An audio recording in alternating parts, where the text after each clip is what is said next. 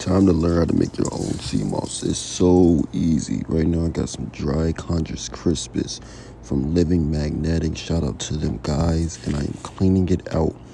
Cleaning all the shells, dirt, debris, anything that's in there that's not supposed to go in your jar, get it out. Now, I usually soak my moss for at least 15 or 20 minutes just to make sure we get everything off of there. And you can add key limes, spring water, any type of water you like to use to actually clean your moss. Look at that, it's a stem. I mean, it grew off of a rock.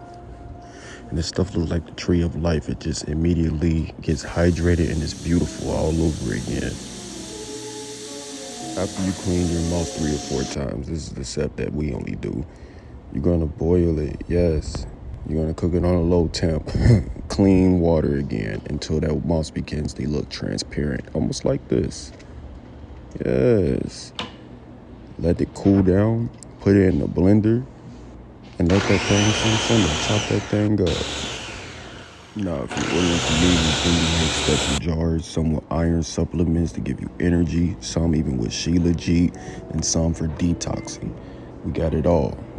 Freeze them until you need them, and boom, it's that simple. Buying the raw sea moss from people ensures, 1, that you'll have good sea moss, and 2, you determine the quality of the gel making it.